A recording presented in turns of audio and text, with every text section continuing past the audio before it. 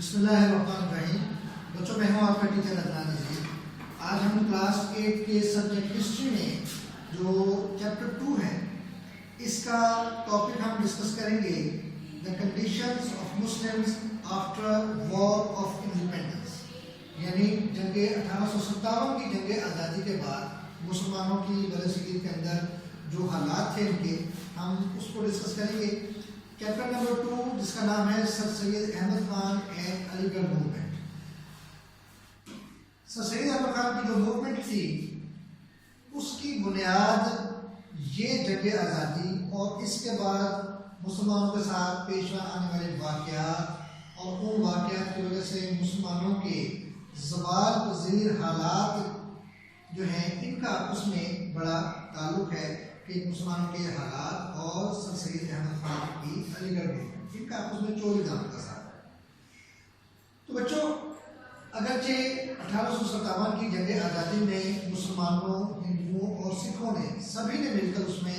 حصہ لیا تھا اور انگریزوں کے خلاف آزادی کی ایک جنگ لڑی تھی، جس میں کہ ان مسلمانوں، ہندوؤں اور سکھوں کو شکست ہوئی، جس کی وجہ یہ تھی کہ نمبر 1 یہ تعداد میں کم تھے، نمبر 2 اتنے زیادہ یہ ٹرینڈ لوگ نہیں تھے، تربیت یافتہ لوگ نہیں تھے،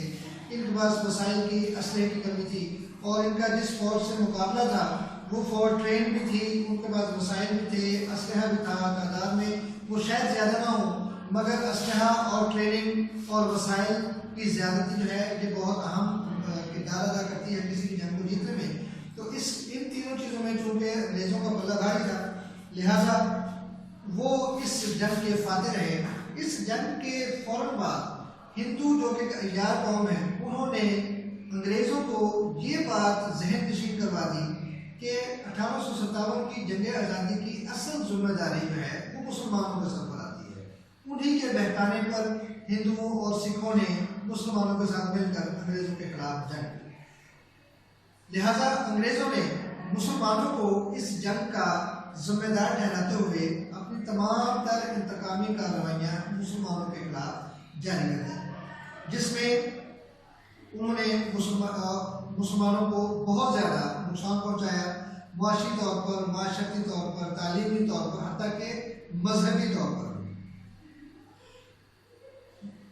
1857 کی جنگ آزادی کی وجوہات کو اگر ہم دیکھیں کیٹیگریکلی، اگر نمبر وائز دیکھنا چاہیں تو اس میں ایک تو مسلمانوں کی یا جو مقامی لوگ تھے، چونکہ سب سے مسلمان اس جنگ میں نہیں تھے تو سارے تقریباً تینوں مذاہب کے لوگ شامل تھے، تو جنگ آزادی میں ناکامی کی ایک وجہ تو ان کی آپس میں نا اتفاقی تھی، پھر ان کے پاس جو ٹیکنالوجی تھی یعنی جو ویپنس تھے، ہتھیار تھے وہ پرانے تھے ان کے پاس، پھر وسائل کی کمی تھی، چوتھے نا اتفاقی تھی، جس کی وجہ سے یہ جو جنگ تھی یہ انگریزوں کے حق میں رہی۔ اب اس کے بعد حالانکہ اس جنگ آزادی میں مقامی لوگوں کی شکست کے بعد بھارت کا، ہندوستان کا بہت بڑا حصہ جو ہے وہ انگریزوں کے قبضے میں آ گیا، مگر اس کے باوجود انگریز مسلمانوں سے خوفزدہ تھے، کیونکہ ان کو معلوم تھا کہ اگر ان کا جذبہ شہادت ختم نہ ہوا تو ان کا جذبہ آزادی ختم نہیں ہو سکتا، موت سے یہ نہیں ڈرتے، لہٰذا اپنے اس حریف کو کمزور کرنے کا طریقہ، سب سے بہتر طریقہ یہ ہے کہ اس کو معاشی، معاشرتی اور تعلیمی طور پر بہت زیادہ پسماندہ کر دیا جائے۔ لہٰذا اس مقصد کے تحت انگریزوں نے 4 میجر سٹیپس لیے، جس میں سب سے پہلا تھا no government jobs for the Muslim. Number 1 پہ لکھا ہوا ہے no government jobs for Muslim, یعنی سرکاری نوکریوں میں مسلمانوں کو کوئی حصہ نہیں دیا جاتا تھا، ان کو کسی بھی طرح سے ان کے لیے کوئی کوٹا رکھا ہی نہیں جاتا تھا۔ اگر کوئی مسلمان کسی پوسٹ کے لیے ایلیجبل بھی ہوتا، اہل بھی ہوتا، تو بھی اس کو سلیکٹ نہیں کیا جاتا تھا، یعنی جان بوجھ کر انگریزوں نے مسلمانوں پر سرکاری نوکریوں کے دروازے بند کر دیے۔ لہذا جب سرکاری نوکریوں میں مسلمانوں کو کوئی حصہ نہ رہا تو عملی طور پر حکومت میں اور سیاست میں مسلمانوں کا کوئی بھی عمل دخل نہ رہا کہ جس کے ساتھ وہ مسلمانوں کی بہتری کے لیے کوئی قدم اٹھا سکتے۔ لہذا مسلمانوں کی بہتری کا ایک دروازہ معاشی معاشرتی طور پر ان کے اوپر بند کر دیا گیا کہ کسی بھی قسم کی سرکاری نوکری چاہے وہ چھوٹی ہو یا بڑی وہ مسلمانوں کے لیے ممنوع قرار دے دی گئی۔ دوسرا جو اسٹیپ انگریزوں نے لیا تھا وہ ہے ejectment of Muslims from agricultural land. مسلمانوں کے پاس جو بھی زرعی زمینیں تھیں جن کے اوپر پہ وہ کاشتکاری کرتے تھے اور جن کے ساتھ ان کا روزگار وابستہ تھا، انگریزوں نے مسلمانوں سے یہ زمینیں جو کہ زرعی تھیں ان سے چھین لی۔ اس سے کیا ہوا کہ نمبر ایک، چونکہ زرعی زمینیں تھیں ان کا روزگار ختم ہو گیا، روزگار ختم ہونے سے معاشی طور پر ان کو پریشانیاں لاحق ہوئیں، کوئی اور روزگار ان کے لیے نوکریاں ان کے لیے دستیاب نہیں تھیں، ایگریکلچر ان کے پاس تھی وہ چلی دی گئی، لہٰذا ایک اور دروازہ معاشی ترقی کا ان کے اوپر بند کر دیا گیا۔ لہٰذا اس اقدام سے مسلمانوں کو بہت زیادہ فرق پڑا، کیونکہ مسلمانوں کی ایک بڑی تعداد ایگریکلچر سے وابستہ تھی۔ لہٰذا اس سے کیا ہوا کہ ایک تو ان سے زمینیں چھین لی گئی، ان کا روزگار چلا گیا، اور اگر کسی کے پاس کوئی زمینیں تھیں تو ان کے اوپر ٹیکسز اتنے زیادہ لگا دیے گئے کہ جو وہ دے ہی نہیں سکتے تھے۔ لہٰذا دونوں طرح سے ایگریکلچر کو جو تھا اس کو نشانہ کیا گیا اور مسلمانوں کو اس ایگریکلچر سے اور ان کی زمینوں سے بے دخل کر دیا۔ تیسری ہے ایجوکیشنل بیکورڈز۔ مسلمانوں کو نمبر ایک تو جو بھی انگریزوں کے تعلیمی ادارے تھے ان میں ان کو داخل دیا نہیں جاتا تھا۔ دوسرے، ہمارے جو اس وقت کے مولوی حضرات تھے انہوں نے یہ فتویٰ دے دیا کہ انگریزی چونکہ دشمن کافر قوم کی زبان ہے، لہذا اس کا پڑھنا اس کا سیکھنا جو ہے مسلمانوں کے لیے حرام ہے۔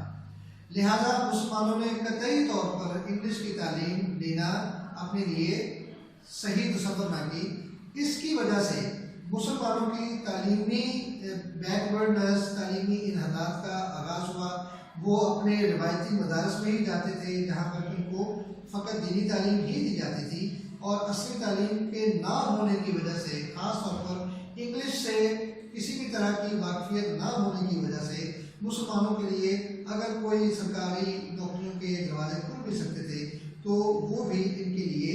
بہت زیادہ مشکل ہو گیا۔ تعلیمی لحاظ سے مسلمان بہت زیادہ پیچھے رہ گئے، لہٰذا ایک اور طرح سے یہ معاشرے میں دبتے چلے گئے اور ان کی معاشرتی تنزلی کا آغاز اس چیز سے ہوا۔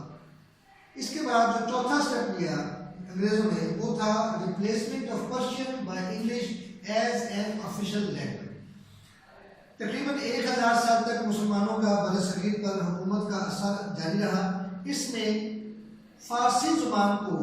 سرکاری زبان کا درجہ حاصل تھا۔ دفاتر میں، عدالتوں میں، جہاں بھی سرکاری کام ہوتے تھے اور کتابوں میں لکھنے پڑھنے میں فارسی زبان کو ہی اولویت دی جاتی تھی۔ انگریزوں نے فارسی زبان کو ختم کر کے تعلیمی اداروں میں، سرکاری اداروں میں انگریزی کو رواج دیا، جبکہ مسلمان چونکہ انگریزی سے بالکل ہی ناواقف تھے، نابلد تھے، تو اس وجہ سے مسلمان تعلیمی اداروں سے، سرکاری اداروں سے اور کاروباری اداروں سے